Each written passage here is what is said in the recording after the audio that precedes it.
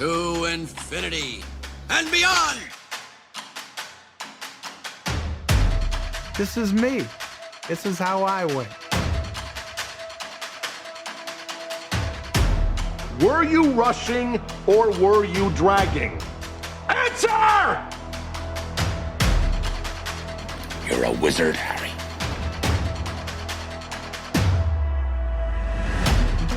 Say what again? Say what again? I dare you. No, I am your father. Hasta la vista, baby. Are you not entertained? Are you not entertained? And here we go.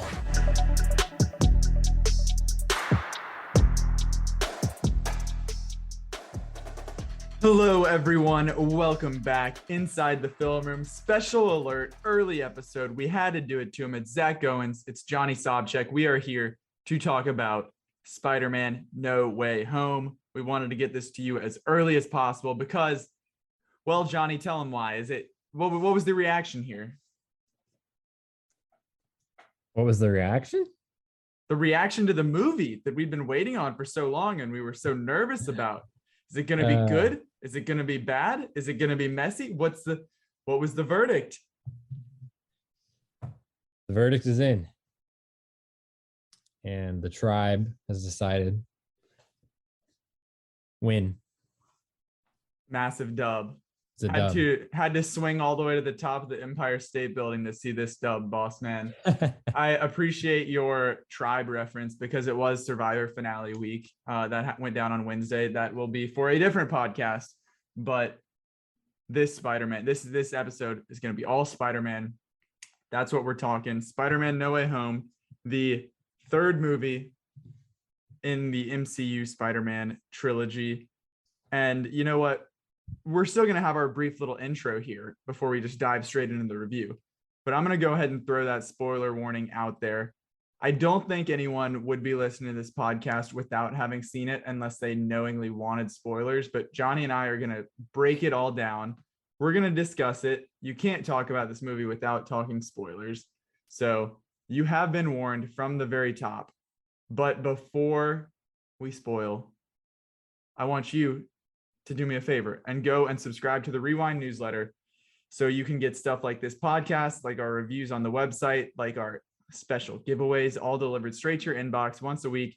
It will be there letting you know what's happening inside the film room. Go to our website, go to our social media channels, and you can subscribe to the Rewind, and that will automatically enter you to win a 4K Ultra HD and Blu-ray combo pack of No Time to Die, the latest James Bond movie. We have that up on our social media channels, and it's a part of the Rewind as well. All you have to do is follow us and subscribe to the newsletter to be entered to win. And we will be handing out that copy to a winner very, very soon. We've been slinging out some giveaways for those Rewind subscribers. You know, we've given away Mad Max. We've given away The Lord of the Rings on 4K. We've now given away No Time to Die. We've got a slew of stuff that is still, I know we're getting close to the holidays, but we're going to try and get it all out there. So do yourself a favor, do us a favor, and subscribe to the Rewind. Johnny, let's talk Spider-Man. So, Peter, to what do I owe the pleasure? I'm sorry to bother you, sir. Please, we saved half the universe together. I think we're beyond you calling me sir. Okay, Steven. That feels weird, but I'll allow it. When Mysterio revealed my identity, my entire life got screwed up. I was wondering if maybe you could make it so that he never did. What just happened? We tampered with the stability of space-time. The multiverse is a concept about which we know frighteningly little. The problem is you trying to live two different lives. The longer you do it, the more dangerous it becomes.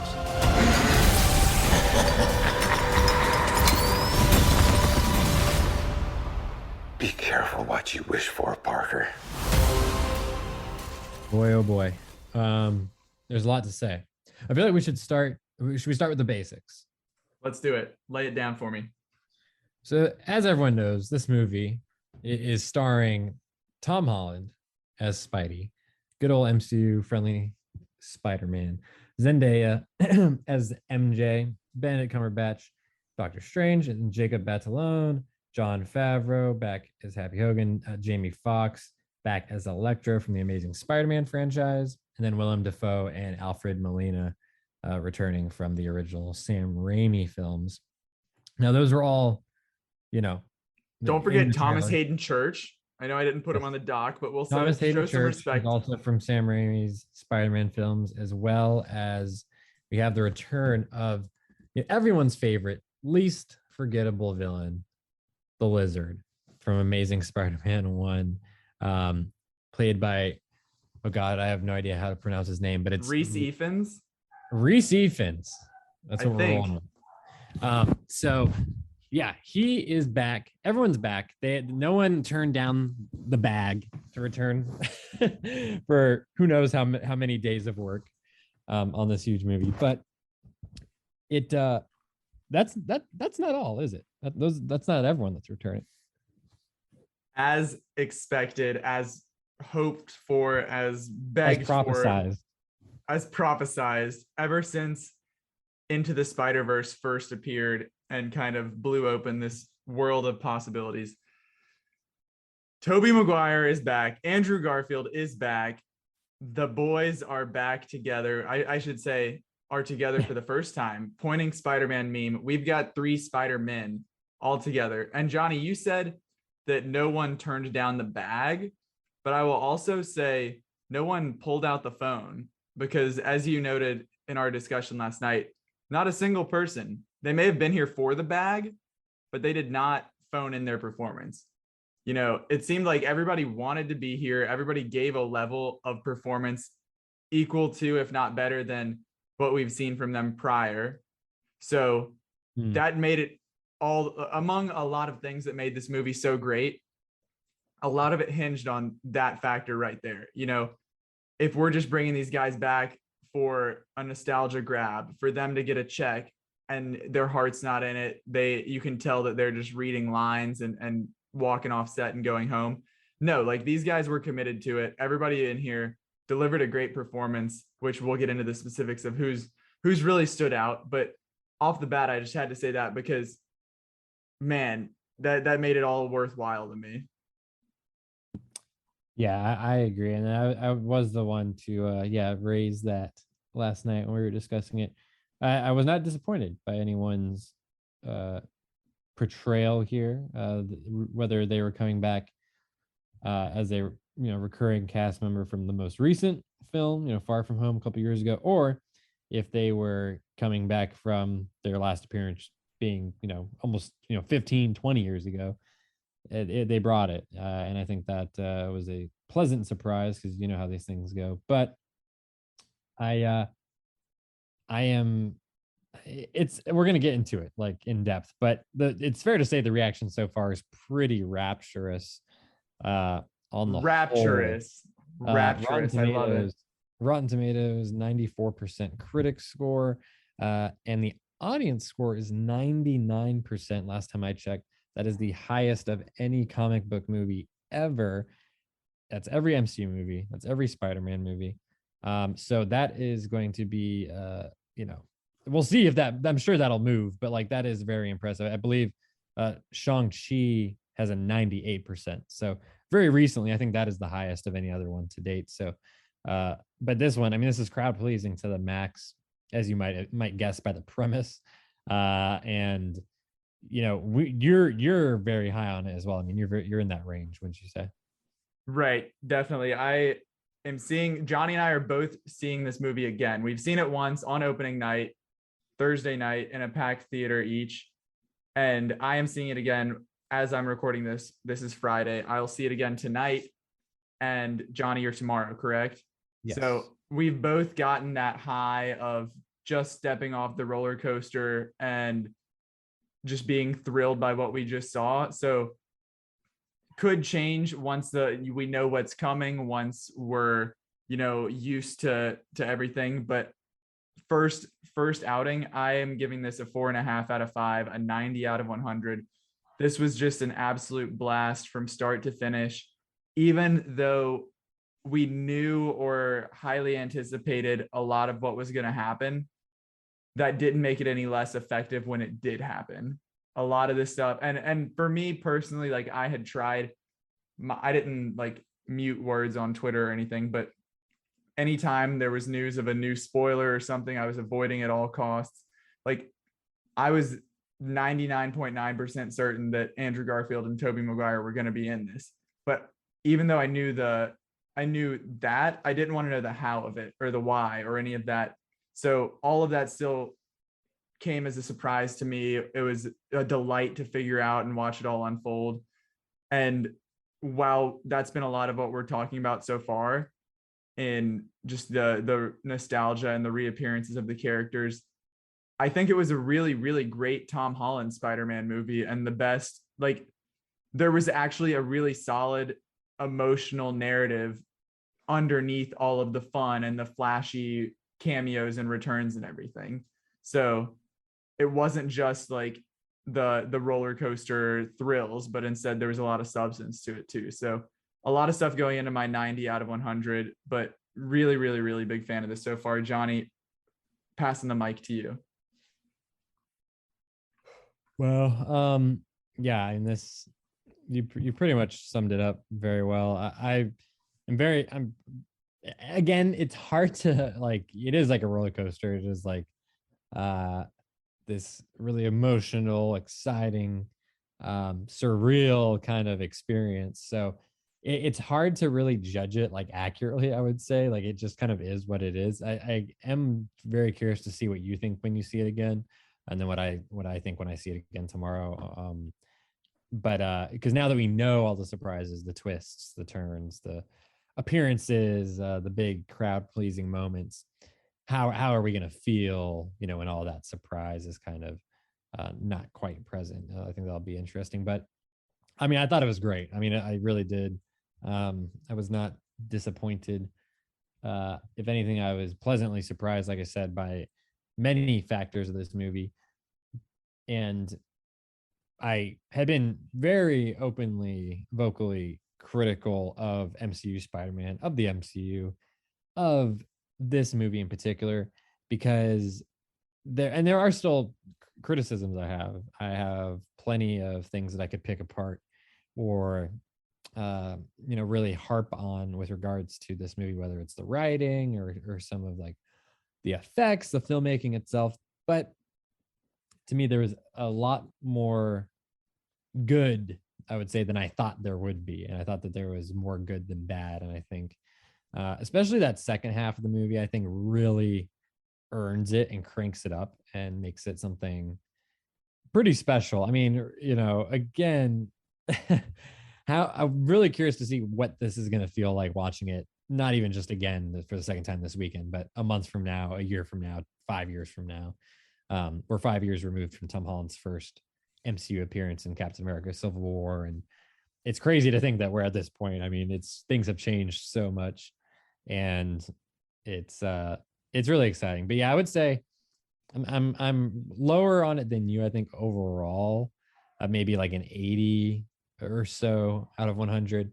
But like I said, I still think it is great. It's an amazing experience to see it with a big audience and with fans that are probably saw the original Raimi films in theaters like I did when I was just a little kid. Right. I remember Spider-Man 3 opening weekend going and seeing it down the street. Spider-Man 3 was my first midnight movie. Back when those were a thing. Very first time I went. Exactly. So I have that reference. And so, I remember seeing the midnight release of The Amazing Spider-Man with Andrew Garfield, and then not even going to see, and still to this day, never actually sitting down and watching in its entirety The Amazing Spider-Man 2. So it's devastating. All sorts of ups and downs. But yeah, we're going to dive into this some more. But the basic plot here, for anyone who is not completely aware at this point, if you're still listening, you've most likely seen the movie. But it's following up directly after the events of Far From Home. the identity of Spider-Man for the first time in any of these films is revealed worldwide, globally. Everyone knows he becomes the most famous person in the world, which is something that they really kind of emphasize in this film.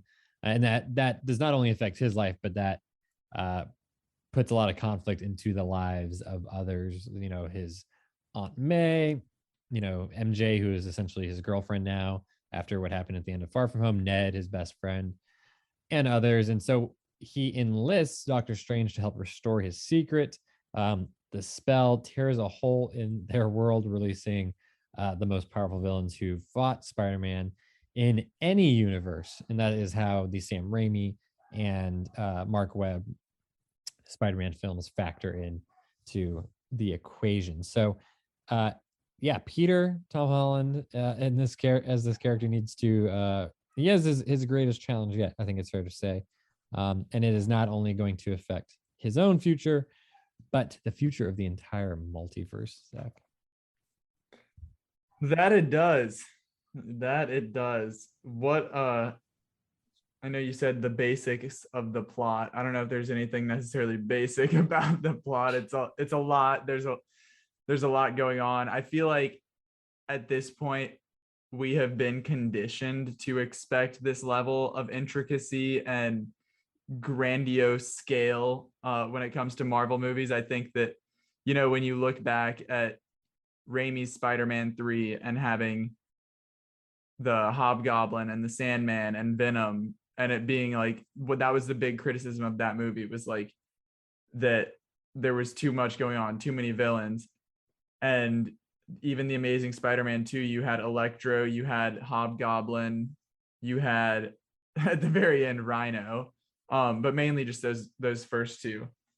I feel like now, after seeing Civil War, after seeing Infinity War, after seeing Endgame, like having a overwhelming number of characters is not an obstacle anymore. And so I feel like that made this like we've been training for this moment, and I think it 100% worked.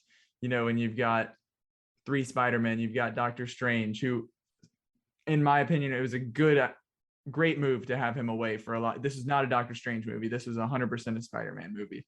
So I was pleased that he was away. But then you've got your sidekicks, you've got all your villains and everything. And I think it handled it all really, really well, as far as just like screen time, using people the right amount, focusing on Doc Ock and focusing on the Green Goblin, you know, barely having Sandman around. Like, it was a good, you know, if they'd come into this and focused on Sandman and Lizard, I think we would have been in a lot of trouble. Yeah, what's interesting now to look back at it, like a year and a half ago or so, I remember, I think the first significant casting news for this movie was Benedict Cumberbatch is going to be in Spider-Man. Like, everyone was like, what the hell? Like, what is the context of that? Like, how's that possible? And then it was really in the waves after that. We got Alfred Molina as Doc Ock. Everyone's like, what? Jamie Foxx is coming back as Electro. And then from there, it was pretty, like, not apparent, but something was starting to form, I think, in a lot of people's minds. We are living in a post Into the Spider-Verse world where in the mainstream, this idea has been introduced, and in Endgame, you know, which came out, and Loki. Yeah, and I mean Loki. Loki came out, you know, even after they started to make Spider-Man No Way Home. So, but well before that, you know, even came about, these two, I feel like those two movies in particular, Into the Spider-Verse, in a general sense, and specific to Spider-Man, introducing different versions of Spider-Man in different worlds, and joining up and working together. And then in Endgame, having the possibility of different versions of reality. And that's definitely something that has been explored more this year now with the Disney Plus shows that they have, whether it was WandaVision earlier this year, where we had the 2, you know, Quicksilvers. You had the X-Men Quicksilver coming in. And then in Loki, you know, countless Lokis and you know, trying to cross into different worlds and having these nexus events and the like. that they've slowly but surely been building it up between Sony and between Marvel Studios and Disney. They're the language of this, how it works, so that now to the layman coming in and watching a major film, you completely can understand and comprehend. It's not something, this is never something they would have attempted 10 years ago, let alone 20 when the original Spider-Man movie was coming out. So it's very strange. I mean, I feel like that is a natural evolution of the genre, because it's not enough anymore these days to just have Spider-Man fighting some people in an alley in a movie. Like, you need to continue to top it and to continue to expand the possibilities. And that's why I think as this movie was coming together, I did get very nervous and concerned and skeptical of how these different characters were going to fit together, how these things could work in unison and still be satisfying, still be true to what has come before. Because the Sam Raimi films are fantastic Spider-Man films, it's fantastic comic book movies. Do we really want to drudge that up and take the MCU movies, especially Spider-Man, like Far From Home? I was not a fan of that movie, and I liked Homecoming a lot. I like Tom Holland in general in this role, but I have had a lot of issues with the depiction of the character, I think. And so when you mash these two worlds together, three worlds, if you're including the three different versions of Spider-Man, there's a lot that could go wrong. And I am, again, very happy to say that I feel like most of it went right with the final product. Agreed. And I want to go back to at the very start of what you were just saying. Hearing that Benedict Cumberbatch was going to be in it, that Doctor Strange was going to be in it. I think it was you and I on the podcast, we like discussed this and the idea that, oh, Tony Stark is finally gone, and instead of getting Spider-Man on his own, we're going to get Spider-Man with another father figure. Doctor Strange is going to be mentoring him. And I'm so glad that that's not the route that it went. Like I said, they locked him away and kept him away for most of it, other than the exposition, getting it all started, and then coming back at the end for some assistance. But this very much was Peter Parker learning to come into his own. Obviously, he's got his sidekicks and his Spider-Man by his side, but as a part of that, it's him seeing and learning how to be Spider-Man himself and like taking parts from others. And we'll obviously get to the end of the movie later on in the podcast, but very excited about the future and what is set up here. And a lot of it is what we were talking about just last week, I believe, maybe 2 weeks ago, as we were like getting ready for this and saying what we hope to see more of. So more on that later. But I want to, before we kind of throwing it in reverse here, I want to talk about the environment of seeing this movie for a second before we get into like the likes, the dislikes, all the specifics. But I saw it at 7:00 in Raleigh and pulled up to the theater. Obviously, like everything has assigned seats now, so it's not like you have to get there early like in the olden days so you could have a good seat. But pulled up at like 6:56. I was cutting it close and the parking lot was filled. I know you tweeted about having to park in some spot you never knew existed. But the first thing I see when I get out of my car after I parked super far away was like a guy walking in a Doctor Strange cloak. And then like I was wearing my Spider-Man t-shirt, I wasn't going full costume, but seeing people in costume, hearing the buzz, like everyone was there for this movie at this time. My auditorium was full except for maybe a couple seats on the front row. I'm usually not super into like applause at the movies or anything like that, but the IMAX, not even the Marvel roll, but the IMAX like teaser, the IMAX countdown. Once it went from previews to that, got applause. People were hooting and hollering, and I was like, okay, this is it. Let's freaking go. And so then obviously that kind of escalated it. You couldn't even hear Andrew Garfield's first line when he comes through, because and I think they knew this when they were making the movie. They were like, nobody's gonna hear this. We'll have him wait a couple seconds before he says anything, so maybe it'll die down. But it hadn't died down. So that seeing I think we got some light applause the first time that Green Goblin showed up, the first time that Doc Ock showed up. And those are things that like we very well knew were coming, and it still got applause. And then it got some applause at the end as well. So I'd love to hear a little bit about just the theatrical experience. And, obviously COVID is like very much still a thing and it's ramping back up, but like after so long of, not having that sort of experience, it was just so welcome to have that energy in a theater instead of it being like 6 people in a 75-person theater or something like that. Yeah, it was pandemonium. I mean, it's really the only way to describe it. This has to be the most like purely hyped up, like I can't even think, like Star Wars. I thought that was a huge deal. I remember when I saw The Force Awakens 6 years ago now.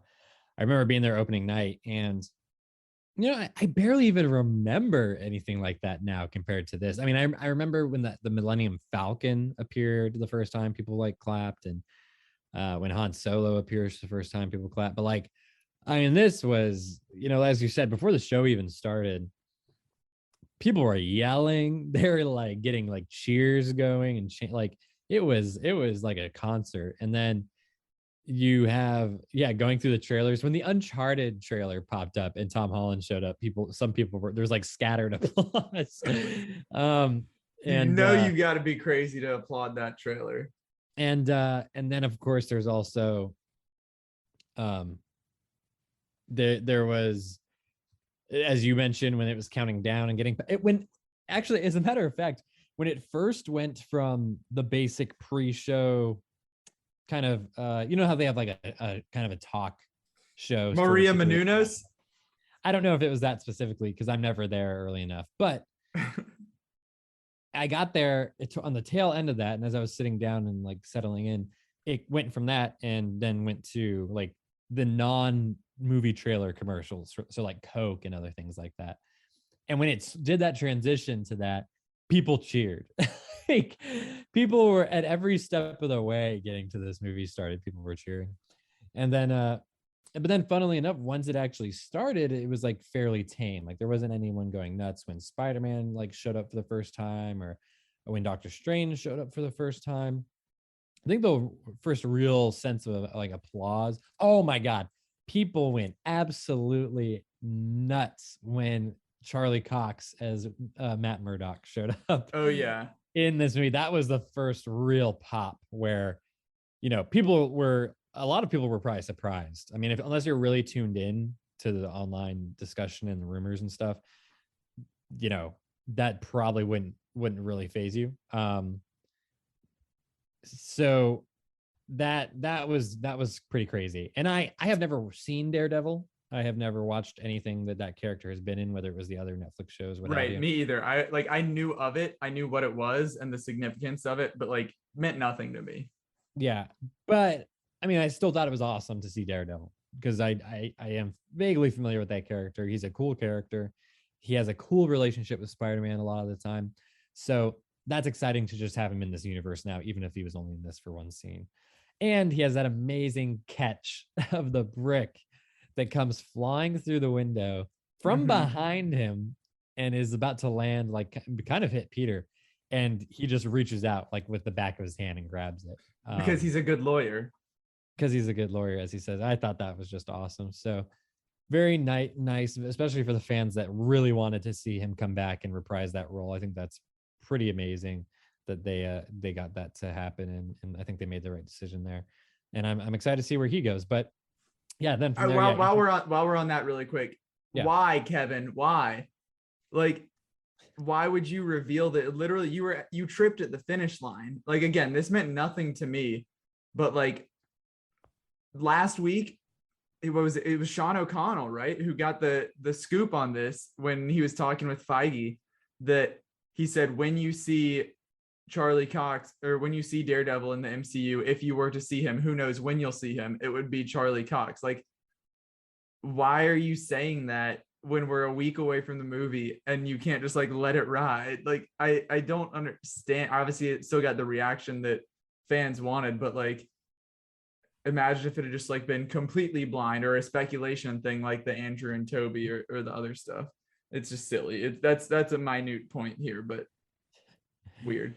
Yeah, it is kind of weird because he's not one to do that, but for whatever reason he decided that he was gonna he didn't outright say he was in the movie, but he alluded to the fact that if Daredevil happens to be in the universe now, it'll be Charlie Cox. So and also we had literally seen images of Charlie Cox in the one scene that he's in, so that was a leak that did happen. But from there, oh man, people just were eating up Willem Dafoe as the Green Goblin and Norman Osborn yet again.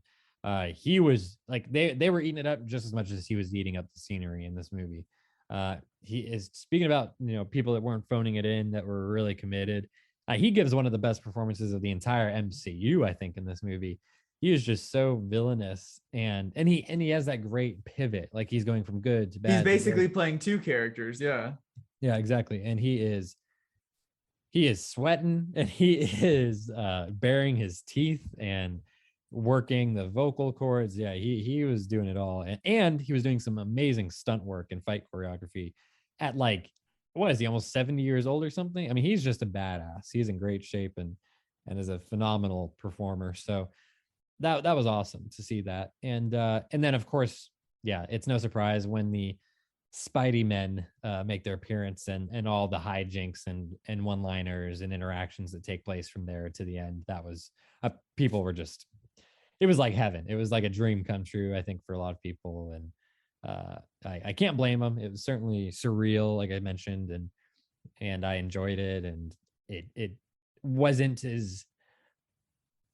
I'm not sure what the right word would be, but it wasn't as sloppy or as Messy, sloppy, just kind of thrown together with not much care or doing it for just the sake of getting these names in there. You know what I mean? Right. And I think that's a testament to the fact that they stuck to their guns and didn't reveal them in the trailer like they easily could have, or revealed them in a poster like they easily could have.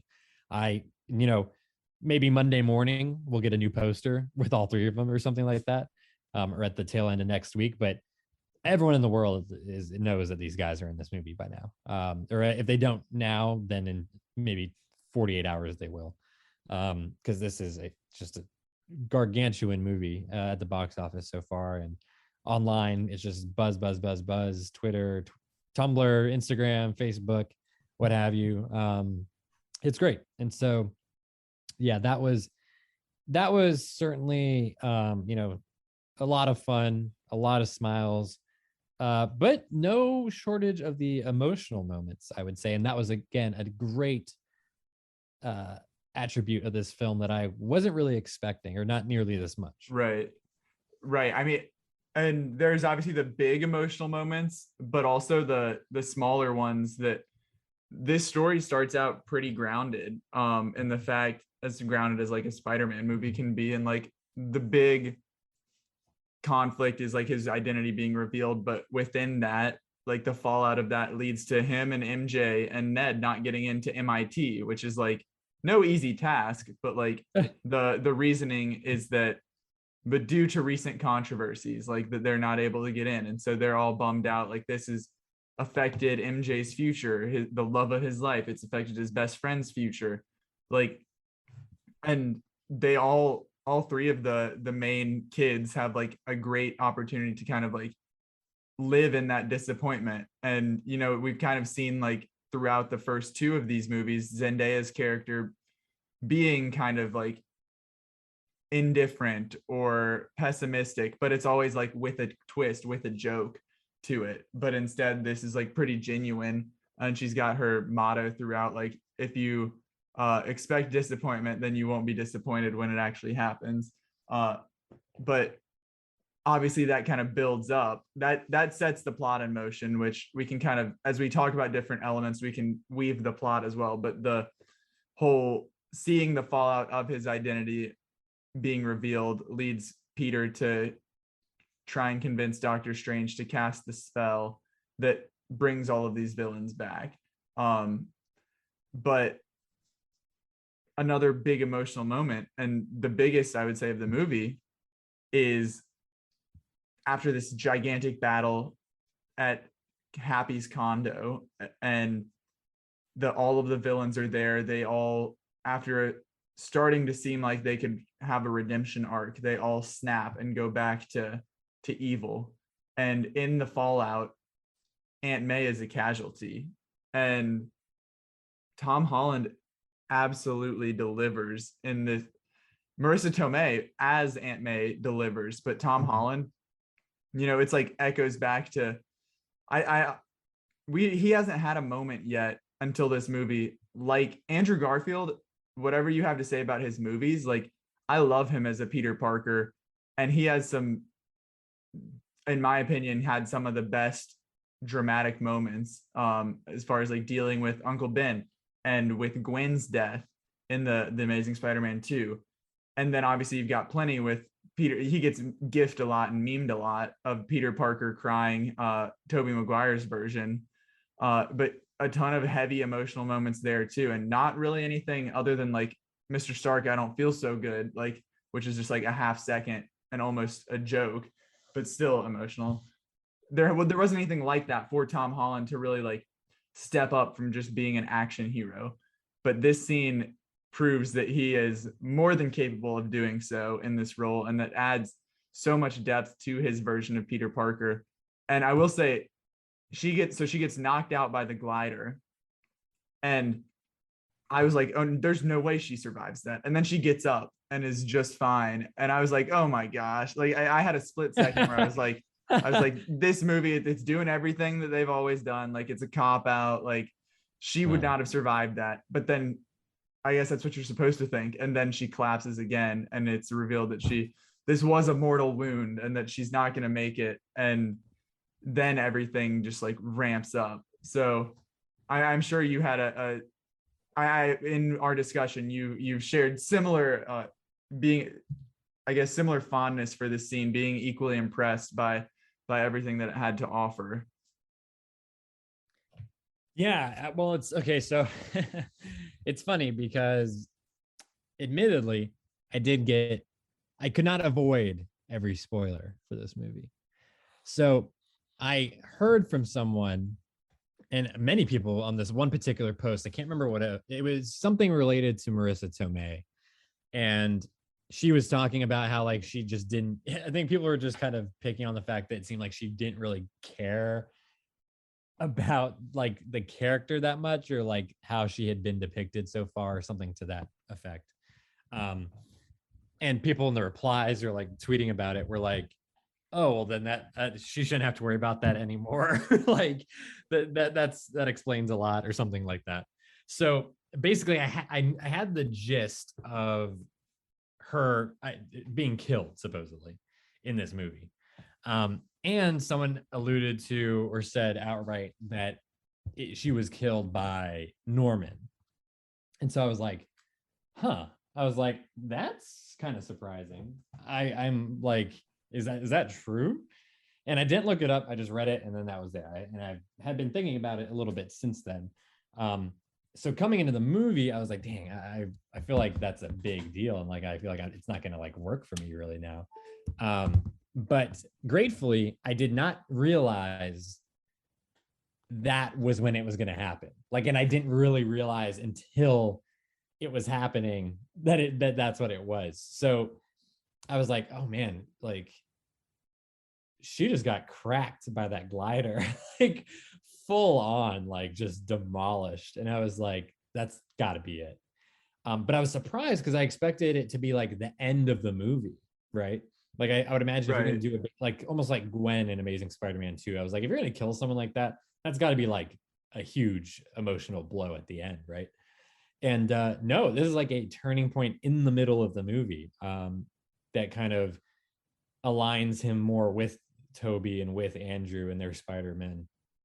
And then, but also back to the Aunt May moment when she gets up, I'm like, no freaking way. I was like, there's no way that's like, because she really did, like they did a great job of making it seem like yeah, she's hurt, but she'll be fine. Like it'll like she'll just have to rest up or something. But no, that was not it. And they did I thought that was really smart misdirection, and it just made it that much more emotional and like kind of devastating when this does happen. And a big reason why it is so emotional and kind of devastating is she gets up and is walking around and talking to Peter, almost like in a daze and like trying to recollect everything. But she delivers the iconic line from Uncle Ben where she says, with great power comes great responsibility. And oh man, I was not prepared to hear that from her.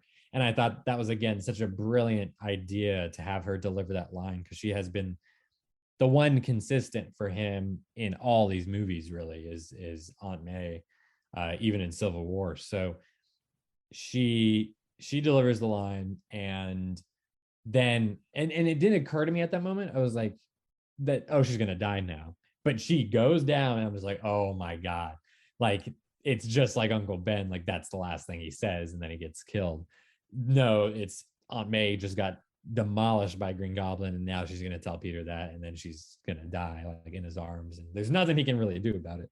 And it was very well done. Like you said, it did have shades of like the Tony Stark death, where Peter comes up and is like talking to him. But here it was it's very hard to compare those scenes, but you definitely get the sense of like how important Aunt May is to him, like fundamentally, and as a character and as a human being, as a person. And it really changes everything. It changes his entire like thought process and approach now to how he wants to. Where in the first half of the movie, or in the maybe 30 minutes or so leading up to this scene, he wants to help. He just wants to do the right thing, and he's like acting out of kindness and almost, maybe you could call it naivety, but he wants to help these heroes. And that naivety and like I said, you call it that, but that kindness or that wanting to do good really comes from Aunt May, especially with regards to Norman and the Green Goblin, because he is totally ready to send him back to where he came from, and get him with Doctor Strange and take care of everything. But she really convinces him. She's like, these guys, like, they're gonna die, like, if you send them back. Like, why not try to help them? Why not try to keep them here and do something right? And she has to really kind of convince them, and then that kind of sets them on this path and this mindset, and then that really gets twisted back up in this scene. And then of course we have how it develops all the way to the end, and how the other Spider-Men are instrumental in kind of changing his mind and whatnot. So I really thought narratively, yeah, you can pull apart certain things here and there with regards to the story and the writing, but I thought that through line, that emotional through line of good, and when I say good, I mean like inner, like good, like warmth and wanting to help someone. And I thought that's what Spider-Man's all about. That's what superheroes should all be about, like to varying degrees. Batman is not Spider-Man, but that is what I think is very important for this character. And I think we've seen that here and there with Tom Holland in the MCU, but this took it to just a whole other level that was really, again, emotionally strong at this moment, but then also later in the movie as well. Yeah, I don't want to jump straight to the next big moment, because we'd skip all the way to the end of the movie as far as emotional moments go. So we'll loop back around to that. But, talking about Norman, talking about Willem Dafoe and playing basically two characters, I want to dive into these villains a little bit. And I know a lot of people were anticipating, okay, we've got Green Goblin, we've got Doc Ock, we've got Electro, we've got Sandman, we've got Lizard. That's 5. What's Spider-Man known for? The Sinister Six. Okay, who's going to be the 6th one? Speculation of Venom, of Vulture, who we've seen in the Morbius trailer, of, Kingpin, Wilson Fisk. But it's just these 5. And, you can't have everything that you wish for. If you walked into the the Spider-Man No Way Home movie theater with a wish list. You've got Toby on there, you got Andrew on there. You can't have everything that you want, but I don't think not having a Sinister Six harmed this movie whatsoever. Obviously there's plenty already with 5, a lot going on, but very interesting that this is not just all of these people coming here fighting him and then they're bad all the way through, because we saw so much of that bridge scene leading up to this movie, and that's how we first meet Doc Ock, and he's coming after Peter, but then there's the realization it's not his Peter. They learn about like being dragged to this universe, everything that's going on, and so they can see the kindness that you were just talking about, the Aunt May kindness living in Peter as he's trying to save them instead of just send them back. And so there's this whole like redemption arc, which I was a really big fan of at the start. It's that like the first act is trying to redeem them. Everybody's hesitant, but they're on board. Second act, they turn evil again. You've got your climax, and then kind of saving them all at the end once you finish up that big battle. But did you know that the whole saving them, redeeming them, all of that was going to be a part of it going into this? How did you react to that? What were your thoughts from not just being straight up bad guys? Yeah, so I knew that about that to an extent. Like I knew Peter would want to help them just based on things I had heard and read. But I didn't, I guess, really register how the villains were going to act toward him during this, and how they were going to seem pretty docile and like they were going to comply and work with Peter. And of course, Doc Ock, and what I loved about this is they maintain that continuity from the second Spider-Man movie from 2004, where Doc Ock, he's not actually a bad guy. He just has these evil tentacles attached to him and overriding his mind. So I thought that was great. And that factors in at the end of the movie as well. But here it is a matter of getting control of his tentacles and then getting that chip repaired and giving him control, bringing him back to his normal self. I thought that was great. But with these other guys, it's like they kind of they're teetering a lot more. It's like I'm not so sure, like Electro and Sandman and Lizard. It's just kind of like like, what's in it for me? How can I make this the most advantageous for myself? Should I really listen to this guy? And that's, and really kind of starts out because Peter, he kind of takes them against their will, and he kind of traps them, and then he changes his mind. So from their perspective, you can understand why they might be skeptical. It's because, well, this guy just tried to basically take us captive and then send us back to our deaths. And now he's going to change his mind. Well, what if he changes his mind again? I thought that was like kind of an interesting and Jamie Foxx's Electro, it was nice to actually see his face, see him as a normal human being without a gap in his teeth or a sloppy, oily comb over and glasses. Jamie Foxx said, "I'll come back if you let me be cool this movie," and they did.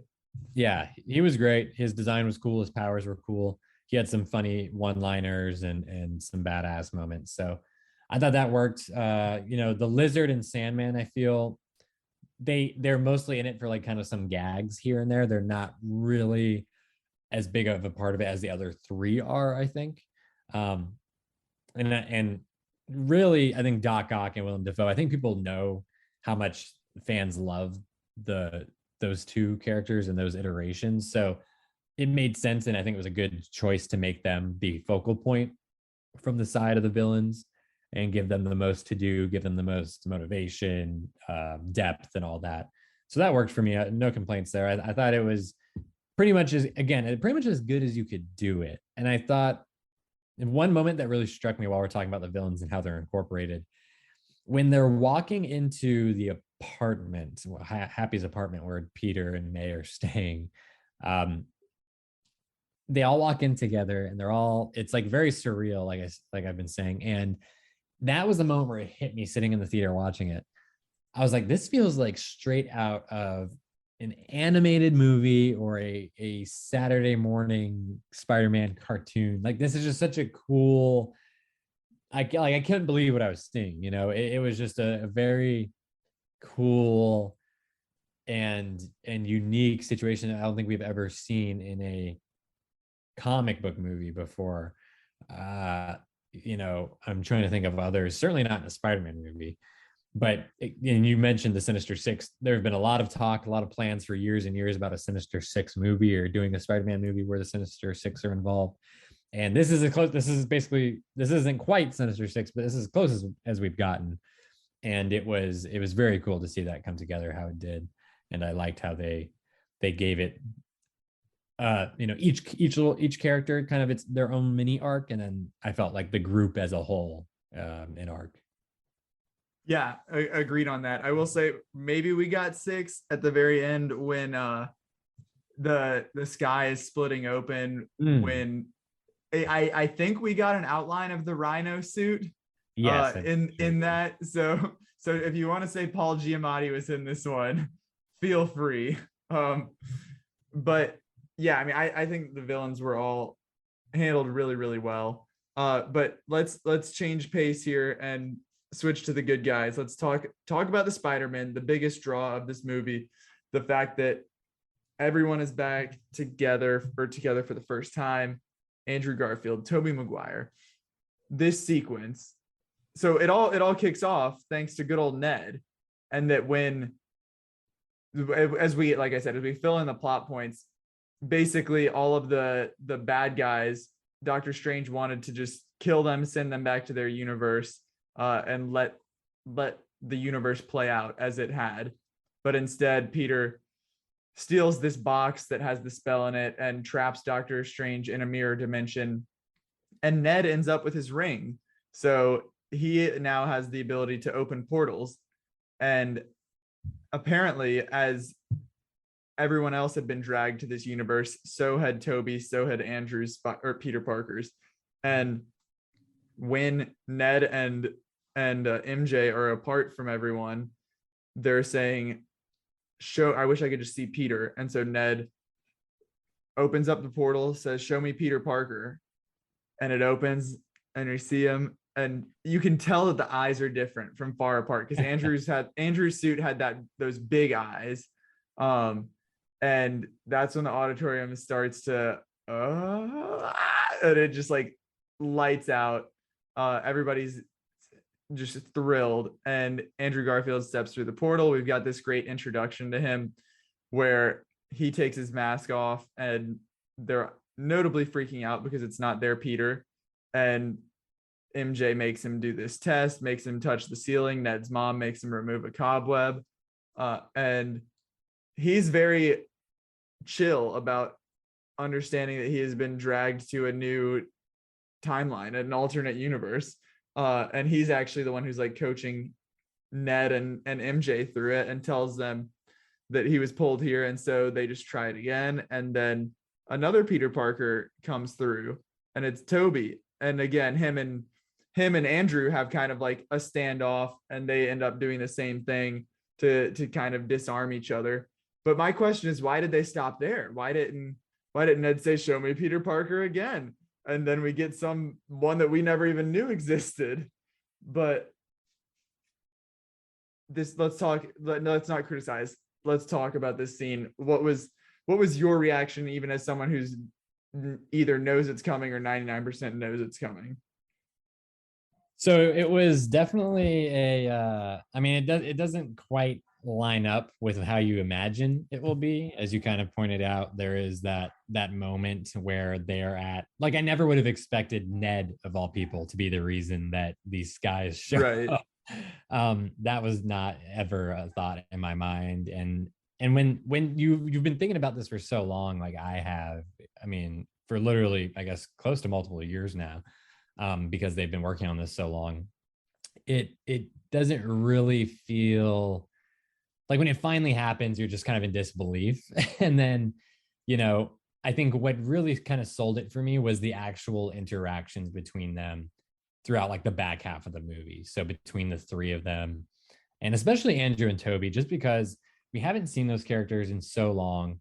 And, we are, very much in Tom Holland's prime at this point, kind of as far as our familiarity with him. He's been around since 2016, like I said. And I just thought that seeing those two together and their discussion about being Spider-Man and their own personal experiences, whether it was with their relationships, whether it was Gwen or MJ or their Uncle Ben's, or whether they had, their different villains, and talking about what that was like. And I just thought there was some really clever like writing and lines that if you're thinking of like a basic fan fiction version of this, you might think of some silly things, but I thought, and there's of course, it's inherently silly, but I thought that there was some great lines and banter and just dialogue between them, whether it was some more emotional stuff, which I thought was strong, but also just the funnier, more lighthearted stuff. I thought it all worked well and was clever and not too obvious or too flat. I thought and of course, when you have it being performed by Andrew Garfield, who's a fantastic actor, and Tom Holland and Tobey Maguire, I think it just went off better than maybe I had imagined or thought that it could. And again, that's why I'm more high on it than I expected to be. Right. We were, like you said, did never in 100 guesses would I have anticipated Ned summoning them, basically. But the trailer, you see Zendaya, you see MJ falling, and Peter Parker diving after her, Tom Holland diving after her, and people are like, okay, so that's when we're first going to see Andrew. He's going to swoop in and save her, and that's going to be the introduction. Like, I don't think I was anticipating that much Toby and Andrew. The amount that we got of them, I was very pleased with it. It wasn't overpowering or anything, but it wasn't just like, okay, final battle, they show up out of nowhere. We actually got to be with them and see them in this new world, see them interact with each other, with Tom Holland's character. Like it was so fantastic. In the lab, the scene where Ned says Peter and they all respond was very funny. Even though that's like I feel like a low hanging fruit as far as gags go, but it was still like charming and effective. But yeah, those emotional moments when they're trying to figure, after they first get summoned and Tom Holland is not around, they're trying to figure out where to go. And then they have that rooftop moment where it's right after he's lost Aunt May. And so Andrew Garfield talks about losing Gwen, his MJ, and how he felt like that was his fault. And Tobey Maguire does the same about Uncle Ben and how that was his fault. And it's just a great coming together. And then as we kind of get to see them in a lighter sense, working through in the lab, on the scaffolding at the Statue of Liberty, and talking about the different villains they've faced, how Tom's gone to space, positive self-talk with Andrew, and talking about like Toby being the older Spider-Man and having to stretch out his back, and Andrew cracking his back for him. Like, it was just like stupid little things like that were just like so charming, because like these are three versions of the same person. And so they're obviously like super similar. They understand each other. They know how each other operates, even though they have never met before. And I think they did a really, really good job of kind of, yes, they're different, but yes, they're the same. Yeah, no, that's a really great point. And one of my favorite lines that I just thought of now that you were talking about like kind of working together. There's that line where they're trying to coordinate because they're getting their asses kicked during the final battle. And they like kind of get their heads together and they're like in a huddle, and they're just like, basically Andrew and Toby are like never worked together like with anyone before, like as a team. And Tom Holland's Peter is like, oh, I've been on a team, the Avengers. And then Toby's like, great. He's like, what the hell is that? Oh, the Avengers, amazing. And then the gag, of course. What the hell are you talking about? That was excellent, because I for like a split second I thought that they were going to say like that they had been on the Avengers or something. They might allude to their own iterations of the heroes that we know from the MCU. But no, I thought that was funny and fitting. And yeah, no, just all that stuff there. I think really those three. I mean, just getting to see them interact, and we went 13 years or so, and with pretty much under the assumption that we were never going to see Tobey Maguire as Spider-Man ever again. It was a pretty safe assumption. And then last 7-ish or so years, once Andrew Garfield's out there and you cast Tom Holland, well, that's a wrap. And it's unfortunate because he was, people liked him a lot as that character. The movies weren't good, but people liked him.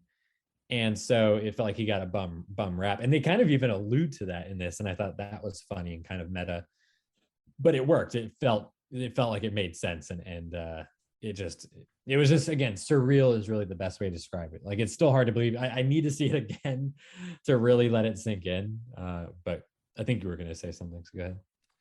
Yeah, I was just going to say I've always been ride or die with Andrew Garfield. Like you said, his movies aren't great, but he is as Peter Parker.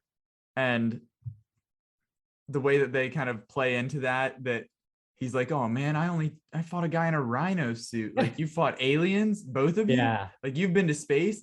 And he's like, there's the positive self-talk stuff. And the fact that, like, oh, he's Spider-Man 3, or when they're like having to figure out how to communicate with each other, like Tom Spider 1, Toby's Spider 2, and then of course Andrew's Spider 3. Like, it was kind of like written into the dialogue and the characters that, like, this was the one that's often forgotten. When you think about Tom being the best one, you think about Toby being the first one, and then Andrew's like somewhere in the middle.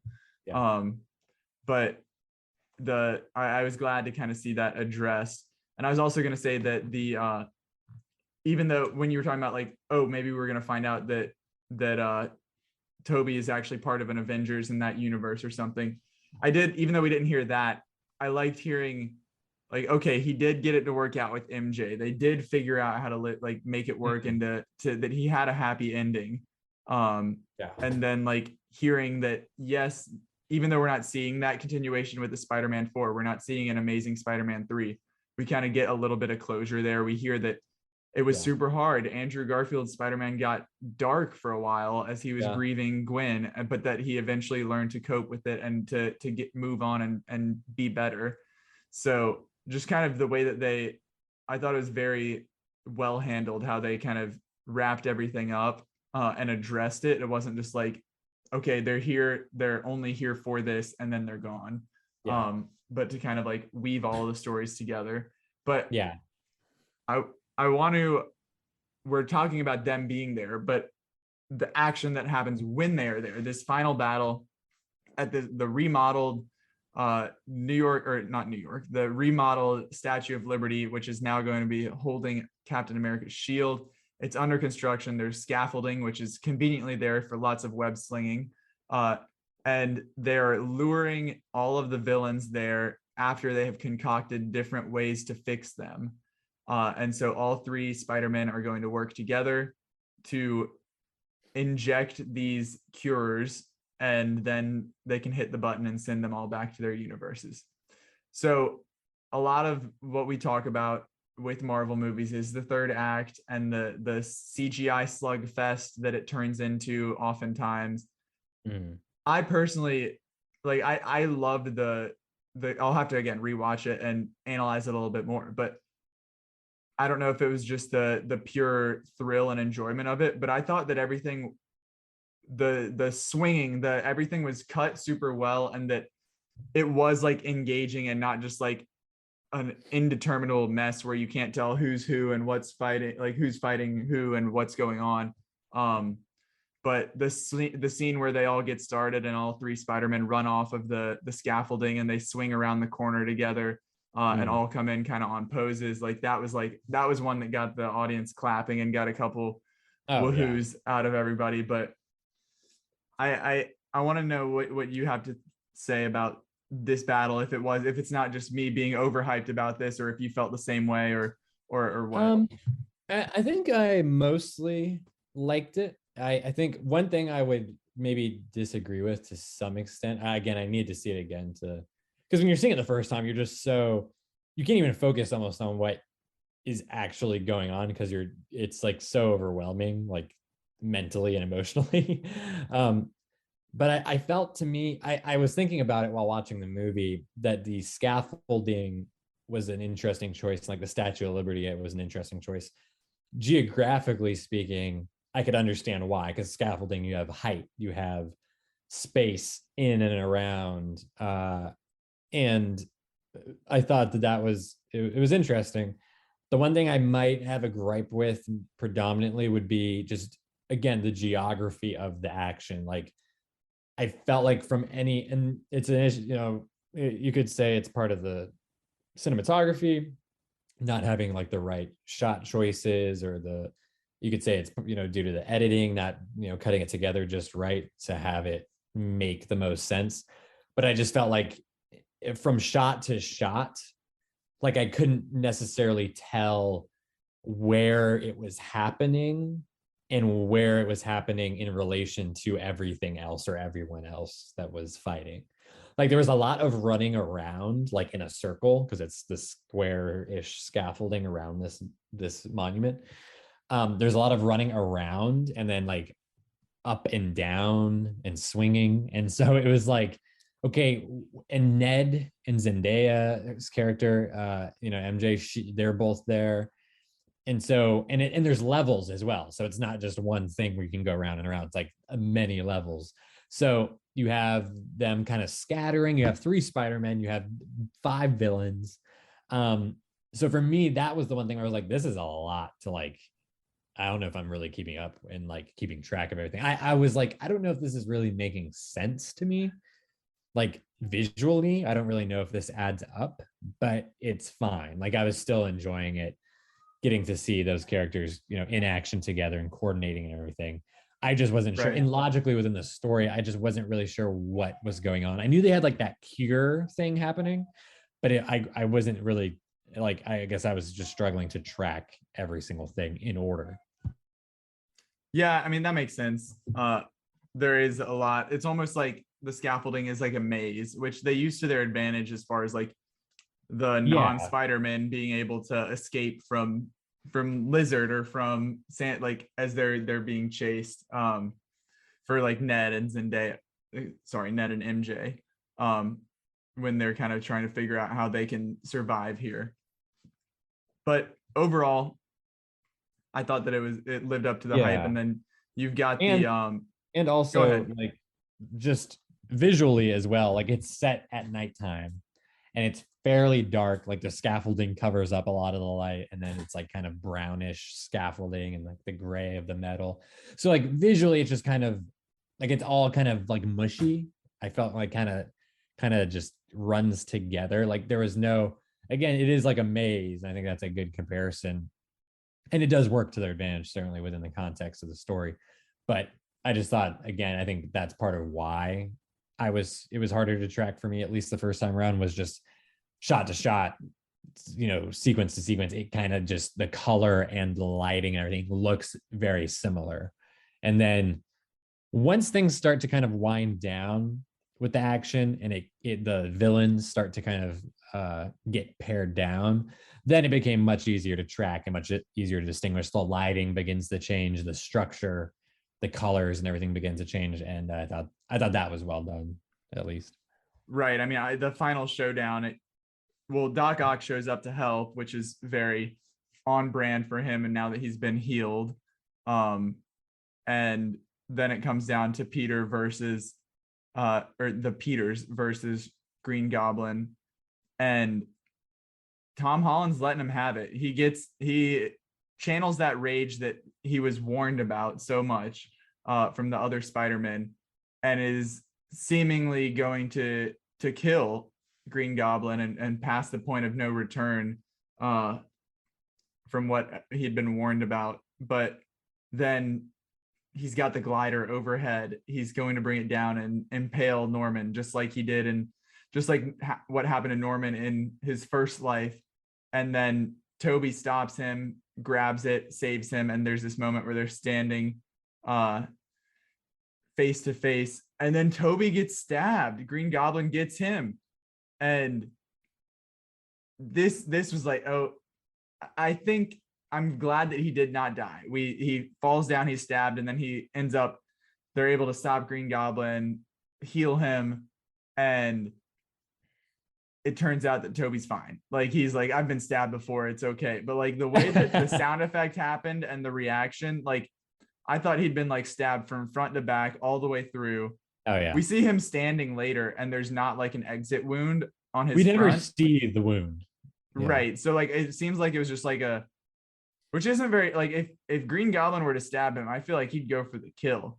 But in terms of like what happened, I think logically he should have died. Didn't want him to. I don't think he should have. There were enough emotional moments without that, as with MJ and with Aunt May and everything that happens. So I'm not upset about that, but just like that seemed kind of weird that he didn't die. But I guess they couldn't let Norman Osborn take two people in one movie like that. But I'm curious to hear if you had similar thoughts there.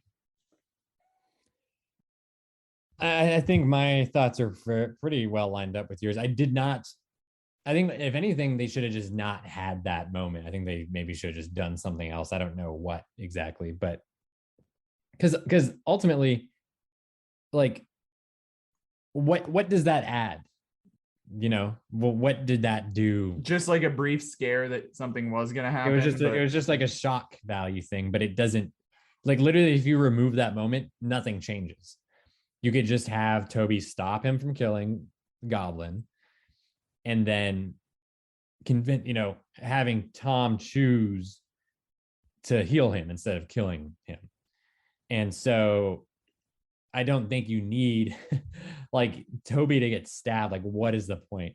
Now, thematically speaking, if you actually kill Toby, it makes sense because Harry saved him. His best friend saved him. And he talks about that earlier on. So it kind of sets that in your mind. And he saves him by jumping in front of Blades in Spider-Man 3. He gets stabbed through the gut and the chest and then dies. So as soon as it happened the way it did, and the lighting also is exactly the same as what they did when James Franco as Harry Osborn dies in Spider-Man 3. So I'm thinking, oh, wow, like they really just killed him. I can't believe it. That's for me, it didn't need to happen because I agree. There was already so much emotional turmoil going on, and there's still more to come after this scene. I was like, there's really no benefit, I feel, to killing Tobey Maguire's Spider-Man. Like, what do you really gain from that? I think Tom Holland's Aunt May is more than enough. And so I wish they had just not had him get stabbed. I think it was pointless. I mean, you get kind of like a laugh or two out of it after the fact with those lines that you were kind of mentioning. He says something like, I am in a lot of, or Andrew Garfield's like, you're in a lot of pain right now. And she's like, I really am, which is funny. But again, we don't see the wound. He might as well not even have it. There's not even any blood. There's no hole. So yeah, it was weird. It was odd. I'm kind of surprised that no one really thought about it. Like they never thought to rewrite it. They never thought to shoot a different version. They never thought to change it in editing. It was just weird. I don't know. Again, it's just kind of one of those little writing nitpicks for this movie that bring it down a little bit. It doesn't quite make it on like an amazing or like masterpiece level for me as far as a movie goes. Yeah, so that was weird. It really was like a shock value moment. I don't get why they chose to go that route, but it's not the end of the world. I'm not going to hold it completely against the movie, but yeah. Well, you know what is the end of the world is the end of the movie, because as they saved they saved all of these bad guys and are getting ready to send them back, but it's too late. Everyone's coming through from the other universes. More people are arriving and the sky is ripping apart. Doctor Strange is back. He's trying to hold it together. And Peter says, they're coming here because I'm Peter Parker. Make everyone forget about Peter Parker. So Doctor Strange initially refuses because he doesn't want to, he has come to love Peter Parker as well, and he won't let that sacrifice happen, but Peter convinces him to do it. They do this, but first he has to say his goodbyes to MJ and Ned. And there's another not as heavy moment because it's not death. There's still life and a chance. But the goodbye between Tom Holland and Zendaya is really, really good. I mean, obviously they're a real life couple, so there's some chemistry and emotion there, but saying like, oh, I'll come and find you again, I'll win you back, I'll convince you to fall in love with me again, all this stuff. What was going through your mind as this emotional finale was occurring? Did it land as expected or as they hoped? Yeah, so I think it did for the most part. It didn't like get me quite as much as the Aunt May thing did, I think, earlier in the movie. At this point, I was just so like gassed. I was like, oh my gosh. But I did think that it was very well done, very well performed. I thought it was an exciting and very interesting and bold writing choice for the story to go that route. And yeah, I think that was the thing ultimately, like the last 10 minutes or so where this is all going down and you see the ramifications. I thought that was the most like earth-shattering and exciting and shocking part of the entire movie, even more so than Toby and Andrew, more so than Aunt May. I thought that was really very strong. And more so than even just that, like that's obviously a powerful moment. But let's talk before we move on to our Spider-Man rankings as we're wrapping up the kind of movie review portion. Let's talk about this ending and what it means, what it sets into motion. We see after this climax, after this spell is cast and Peter Parker is forgotten, we see this new New York. Everyone has, the event still happens. Spider-Man's actions have still happened. They're like J. Jonah Jameson is still talking about the Statue of Liberty fiasco and wanting to now unveil Spider-Man. If he was a true hero, he would unmask himself and show who he is. So then that's the confirmation that the spell worked. So there's no erasure of Spider-Man, but the memory of Peter Parker, he has no one left. Aunt May is gone. Zendaya or MJ and Ned have forgotten him. Happy has forgotten him. But we see him mourning Aunt May. We have a little moment between him and Happy. Then we see him moving into an apartment, we see the moment he goes to meet MJ for the first time. He's got this speech written out that he's going to relay to her and say, hi, my name's Peter Parker, XYZ, basically explain everything that has happened between them, which I don't know if that's a good strategy, considering that would be like alarming to say all of that stuff the first time you're meeting someone. And what ends up happening is that he decides against that and just has a natural meeting with her. And there's obviously chemistry there between them, even without knowing this background. But the most exciting part is that at the end, he's moving in to this apartment. He's finally riding the struggle bus. Like, they make an emphasis of saying it a couple of times. We've never really felt it, but there's a couple different moments where throughout the movie, talking about MIT and needing scholarships, like I'm broke, that they're kind of like forcing this Peter Parker narrative, which we've talked about a couple of weeks ago, saying that we've never seen him struggling the way that Peter Parker, Tobey Maguire did, working at a pizza restaurant, working for the Daily Bugle, anything like that. And it seems like that's where we're headed. He's moved into this small apartment. He's got 3 boxes of belongings. He's made this new suit that is like a traditional red and bright blue Spider-Man suit. He's swinging through, listening to a police radar. He's going to go stop a mugging. He's going to stop like a hijacking, a carjacking. Like we're getting down to less earth. I mean, I'm sure like you said earlier, you can't have a Spider-Man movie and just have him stop a mugging. Like there's going to be grander things in store, but it seems like we're kind of getting to that Peter Parker that we begged to see just a couple of weeks ago. Yes. So this is the denouement where we have this this is one of the best comic book movie endings ever. The best Spider-Man movie ending ever, because it so brilliantly is reflexive of everything that we have seen from Tom Holland and the MCU Spider-Man so far.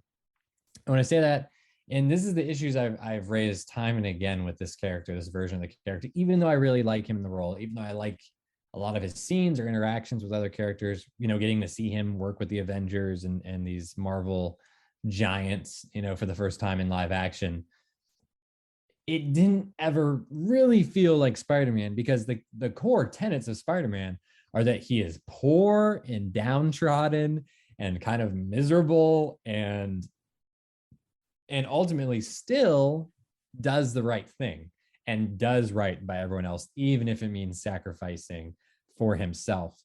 And I thought that scene where he leaves Zendaya and Ned, I keep saying Zendaya because I just don't even think of MJ anymore when I watch this character, but like Michelle Jones, not Mary Michelle Jane, by the Jones. way. Not Mary Jane. I just thought that was so powerful. Like he, and because he not only, he sees that it's the thing that you always see with Spider-Man in every version of the character. He knows people are at risk when they know him, when they are in his life. Someone's going to go after them. Someone's going to use them against him. It's been like this so far in pretty much every Spider-Man movie. And now Aunt May is dead. Tony Stark is dead. Happy Hogan is erased. He has no knowledge of Peter Parker. Neither does MJ. Neither does Ned. All these closest people in his life, no longer a factor. And now he sees them. He sees Ned and MJ. They have gone into MIT. They are really excited to go. MJ even says, I'm not actually like, she actually says that she's excited. And the way her interaction with Ned, I thought was funny, at the counter. And so it's like, he realizes like, wow, like, look at what they have now that this has happened. Why would I try to mess with that? And so like, he does the most selfless thing possible. And that is to just walk away and act like he doesn't know anything and that there's no Spider-Man, there's no connection there. And it was heartbreaking, like legitimately. Like I said, I didn't tear up, didn't cry, which is a little surprising. Maybe I will a second time, but like, I just thought that was so powerful. And then, yeah, as you said, he gets this tiny little dingy apartment after being put up in all these fancy hotels and fancy Avengers facilities by Tony Stark, and given the fancy suit, the Iron Spider suit, and all these different gizmos and just endless resources, and this nice apartment that he has with Aunt May, and the nice apartment that he moves into with Happy Hogan in this movie. And he is alone. He is in this small apartment, this dark apartment. He is hand making his suit, making it how he wants to. He's a high school dropout, Zach. Even in the other Spider-Man movies, in Tobey Maguire, he graduated from high school. And this guy, he is studying for his GED, which is pretty awesome. So he's going to follow through with that, even though really, and it makes sense why he wouldn't try to go back to high school. I mean, first off, no one knows who the hell Peter Parker is. So what would that even mean, trying to go back to high school at this point? But also, realistically, what that would be like torture to go and see Ned every day, to see MJ every day, to be around people he used to be friends with. That would just be like awful. So I thought that was a very nice touch with the GED book to just kind of signify that. And then, yeah, it leaves just so much opportunity open. He has the police scanner, and he can do, and that's like straight out. It felt so straight out of the video game, the PS4 Spider-Man game. If no one has played that, I'm sure a lot of people have, maybe, but if people listening, like, I thought that was brilliant. And just to see him go to that next level, for me, this was the birth of Tom Holland as Spider-Man. Everything else we've seen so far, great to varying degrees. Some stuff better than others, for sure. Some stuff I did not like at all. This felt like the definitive Spider-Man. I feel like that is what we're going to get, whether it's, starting with this next movie, starting with this next trilogy, whether it's 5 years, 10 years, 15 years left of Tom Holland in this role. I feel like this is setting the stage. And No Way Home is it's the end of a trilogy. So it's weird to think about it as like a turning point for the character, but knowing how attached Tom Holland is, knowing how long he could be around, and seeing what we see at the end of this, it really opens up so many possibilities long term. Maybe in the short term, it takes a lot off the table. You're taking MJ away, you're taking Ned away, you're taking college away in some degree. I'm sure he'll go to college eventually, whether it's in the next movie or down the road. But wow, I mean, like, to really just have a reset and just open up to everything that there could be. I was really like blown away by where they left it, and just seeing him in that shiny blue and red suit, rolling in the snow, flying off the buildings with the Christmas lights around. And he's alone. I mean, he's truly alone, and he's still going out there and being Spider-Man. And I just thought that's like the most powerful, best, pure message of the character. And just, I'm so excited to see. I'm so much more excited about Spider-Man now than I ever have been before. And certainly more than I was a week ago or 2 days ago, without knowing what direction they were taking it. So I can't wait to see Tom Holland in this role for a long time to come, and to see what other characters they bring in, what characters they bring out. I'm sure it's going to be a very interesting carousel. What does this mean for Zendaya in the franchise? What does it mean for, I mean, of course, Aunt May is gone now, so that's the whole thing. It's very exciting. It's very, very exciting, and I'm sure you probably feel pretty similarly. 100%. Yeah, I'm thrilled with the end result here and what it means moving forward. I half expected when he moved into the new apartment for the sweet Russian neighbor who brought him chocolate cake to be across the hall, but unfortunately that was not the case. I'm glad they didn't go that far, but I did like the apartment. The apartment admittedly looks and feels very similar from what we saw to the Raimi apartment. Right. Yeah, definitely. But I'm just very excited. I have a few logistical questions about like what this means exactly. Like, obviously we know that everyone still knows about Spider-Man. Everything Spider-Man did still happened. But so like, as far as the Avengers, for example, like the Avengers, if that is the case, the Avengers all still know Spider-Man. They still went to space with Spider-Man. They still fought Thanos with him. So if everyone forgot about Peter, like, does that just mean that like they still know Spider-Man? Next time a world-ending disaster happens, they'll still call up Spider-Man. They just won't. Like, I guess he'll just have to take his mask off and reintroduce himself. Like, I'm curious to like, that's interesting. What that means, because they literally referenced that it's not like the New York or the Statue of Liberty thing didn't happen. Like it's canon, and then MJ still has a Band-Aid on her forehead. So I assume we don't get the details, but does she just think while you're mentioning the Band-Aid, I have to chime in. A beautiful double entendre with that line. Again, a great little piece of writing where she says it hurts less now. It doesn't hurt anymore, or something like that. Which again, obviously talking about the cut, but also how the hell did she get that cut? Because she was fucking around hanging with Spider-Man. He was putting her in all this damn danger. And now that he's gone, it hurts less. She's not worried about it. She's not putting her life at risk. So again, that struck me in the theater. I thought that was a really cool moment. Yes, but so does she just think like, she was there just organically roped into this event that happened at the Statue of Liberty, you know, like, because if everything the answer, Zach, is magic.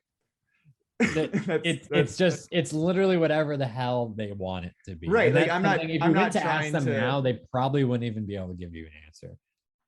Right. I'm not trying to like rain on anybody's parade. I'm just interested. I guess I'm nitpicking, but like not in a bad way. I'm just like eager and confused and wanting to find out, you know. It's not like like I'm anti this. So it opens up. You hate the movie, Zach? You heard it here first. After an hour and a half of discussion that I actually hate the movie. Wait, but but to your point though, I was also wondering about logistics. Like before we saw him pop up at the apartment and do all these different things, I was like, is he gonna be like homeless now? Or like what the hell is he gonna do? Because he has no one. Like he has no one to support him. And he's like an 18-year-old young man. Like I'm like very so Needs I'm a curious, job. like I'm sure that they're gonna say I get maybe he got Aunt May's, whatever she had money wise and property wise. I mean, who knows? Because otherwise, where the hell? I mean, he's gonna have to get a job, obviously, but where's that rent coming from? Right. So a lot to be excited about, a lot of questions still unanswered that will be answered in due time. I'm not like, they're not questions that left me unsatisfied. It's just more to be excited about. Quick touch on the post credits. Second one, we'll talk. Second one was just a teaser for Doctor Strange and the Multiverse of Madness.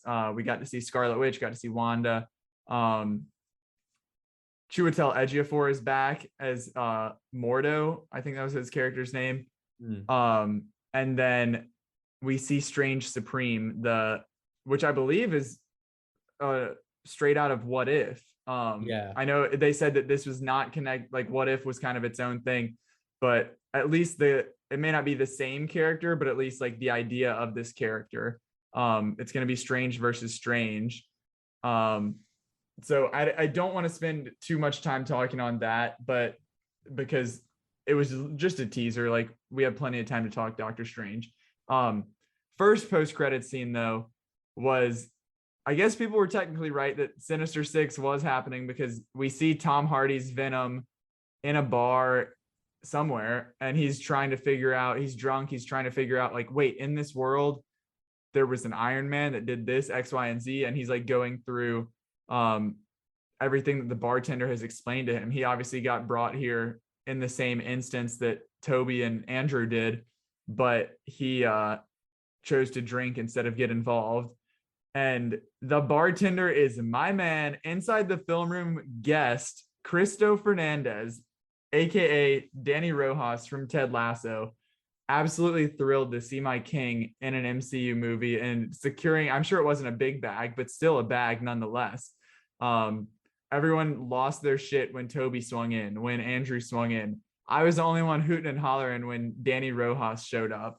So shout out to my king. But the last little bit, when they press the button, send everyone home, Venom goes the same, but one little drip of the black symbiote is left and it goes scooting across the counter. So I don't know what this means necessarily. I still have not seen the Venom movies, but there's obviously been so much hype.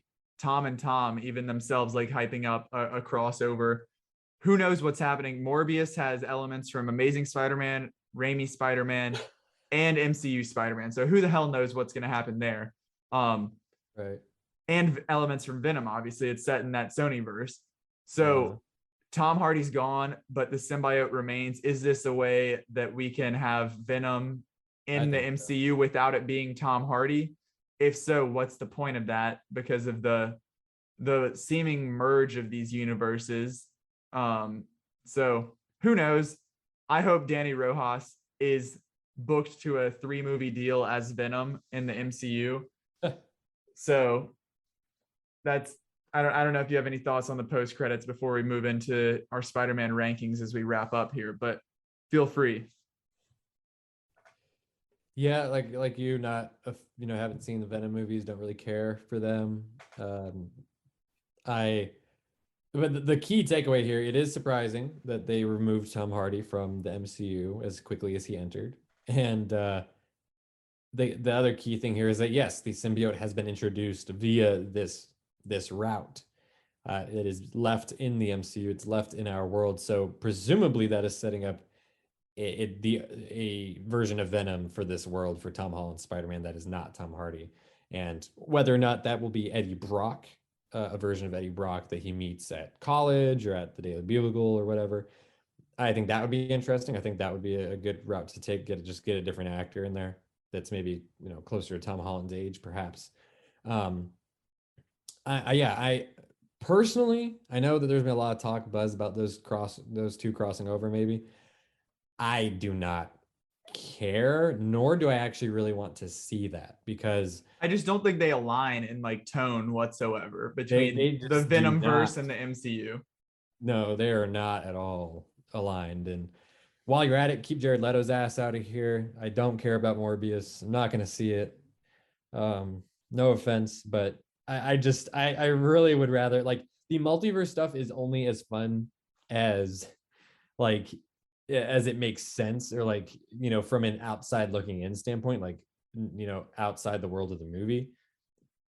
To me, having those two meet Tom Holland Spider-Man does not make sense on any level. So I would much, like you said, tonally and everything. So I would much rather them set up someone else as Venom or Carnage, whoever you want to introduce. There's a plethora of Spider-Man characters and villains specifically that can be introduced that have never been done before, that you can do in the coming films, whether that's Kraven the Hunter, which was originally going to be the villain for this movie before they went the multiverse route. There is, we haven't seen Carnage in a Spider-Man movie before. We've seen Venom in Spider-Man 3, of course. And there's just a lot of different directions. I think those are the two that people would probably be most excited about. But yeah, a lot of possibility. And I think that a lot of question marks, really, more than anything else. What's Sony going to do? They nothing has stopped them from doing whatever they want before, seemingly. So it's exciting, but also kind of nerve-wracking if you're really invested and want to see specific things. Well, questions indeed. My biggest question for you is, where does this fall in the Spider-Man rankings? We're not going to go like we would with a normal ranking. We don't have the time to go, here's my number one, here's your number one, here's my number two, and talk through them all. We've talked a ton of Spider-Man. So I will run through mine really quick, then pass it over to you. But this is we now have 9 Spider-Man movies, 8 live action plus Into the Spider-Verse. I think it's safe to say Into the Spider-Verse is number one. That's not changing for quite some time, unless something just absolutely insane comes along, maybe across the Spider-Verse. But number one for me is Into the Spider-Verse. Number 2, Spider-Man 2, which I just recently rewatched leading up to this movie, still stands just absolutely iconic. The Sam Raimi Spider-Man 2. No Way Home coming in at number 3 for me. Like you said, the quintessential Peter Parker, the quintessential Spider-Man movie, as far as, Spider-Man 2 has more filmmaking, more standalone qualities, but just the sheer enjoyment of this was too much to be denied. Raimi Spider-Man 1 is coming in at 4 for me, followed by Homecoming. Amazing Spider-Man at 6, Amazing Spider-Man 2, which I'm a bigger fan of than most, just because I love Andrew Garfield and I love Emma Stone's Gwen Stacy. That's number 7. Far From Home at 8, and Spider-Man 3 at number 9. I did not get to rewatch this one leading up to Far From Home. I still want to, just to kind of wrap up my Raimi trilogy. So that is pending a change, but that's the rundown right now. No Way Home coming in at 3 for me, and I believe 6 on my updated MCU rankings of every movie. So yes, really, really solid stuff here. 4.5 out of 5, like I said, and 90 out of 100. Yeah, Spider-Verse. Don't see, the only time I see that getting topped in the near future is the next Spider-Verse movie, which is next October, I believe. And I'm very much looking forward to that. But that's just stylistically, narratively, everything about that movie is pretty much perfect. Spider-Man 2, still number 2, still the best live action Spider-Man movie, has been for, going on 17 years. And maybe that'll change now that we are entering this, I think, what is going to be an iconic run of Tom Holland as this quintessential Spider-Man. I think that's the next objective, is to beat that movie. I still have it behind the original Spider-Man. I have the original Spider-Man at number 3, just because I think beginning to end, narratively, the performances, the style of the editing, the cinematography, the effects, as a origin story, an origin film, I think it just does everything very well. it's not amazing. I think some parts of it are amazing, but I think it is a great basis for the character and is still an iconic, there would be none of this would exist without that movie. So I think that is, it still is getting the edge over No Way Home for me right now, although it is very close and could change. No Way Home comes in right after that at 4. It's just a wacky experiment of a film that works for the most part and is going to be long remembered, long beloved, and really, for me, the most exciting part is what it sets the stage for regarding Tom Holland Spider-Man. I give that the edge. That is the best MCU Spider-Man movie, right over Homecoming, which is number 5 for me. Really like that movie a lot still. I think it's great. It was a great kind of entry into the character full blown after Civil War. So I put that ahead of Spider-Man 3, which I think rewatching it this year, I was blown away by how not bad it is. I thought it was quite good, actually, and especially watching it in succession with the first 2 Raimi films, I feel it fits stylistically, it fits tonally. Yes, it is goofier than the first 2. It's not quite as clean and as well oiled as the first 2, but there's some amazing action sequences.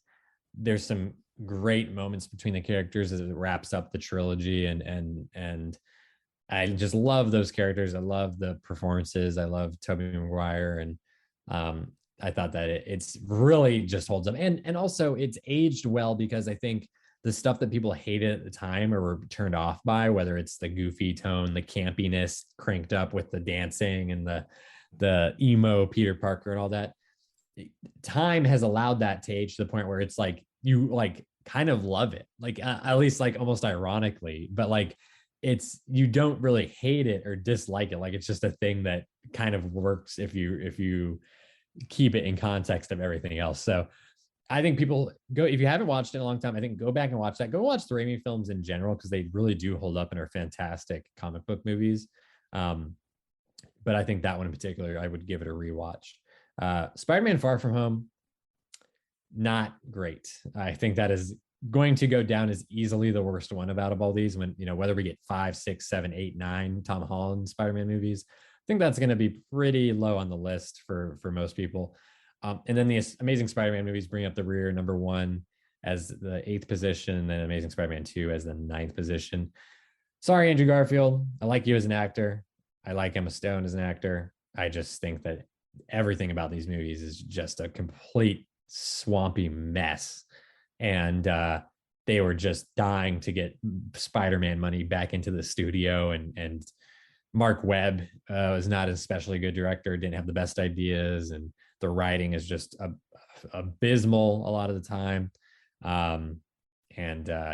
Nothing. I'm just glad Andrew Garfield got some redemption. I'm glad he got to come back. That was not his last call for the character. He was able to kind of regain some respect and remind people why he was so loved in that role. So, but yeah, those movies, just throw them in the bin. They don't need to watch those ever again, as far as I'm concerned. Devastating news. Well, there you have it. Spider-Man Special Edition podcast. We had to get it to you as soon as possible, because we know if you're like us, you're trying to digest this as you come out of the theater. So this is your Monday podcast. This is your podcast for next week. Thank you for listening. Thank you for tuning in. Hope you enjoyed Spider-Man as much as we did, because we had an absolute blast with this. Speak for yourself, Zach. No, I'm just kidding. Follow on Twitter, Instagram, like us on Facebook.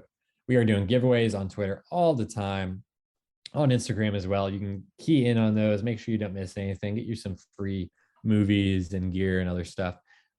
Subscribe on YouTube as well. We post all of the podcast episodes there, in addition to other video content. And you can find all those social accounts at Inside Film Room. And while you are in the following mood, subscribe to our newsletter, The Rewind. You can do that on our social media that Johnny just talked about, or on our website directly. You will have everything delivered straight to your inbox. And subscribe, rate, and review wherever you get your podcasts. We're on Apple, Stitcher, Spotify, Google, Amazon, iHeartRadio, anywhere you can listen. We are there. And don't come back next week, because we want you to have a very Merry Christmas, Happy Holidays. and enjoy yourself. And we will see you in the new year, I guess. So Happy enjoy holidays, it. everyone. See you later.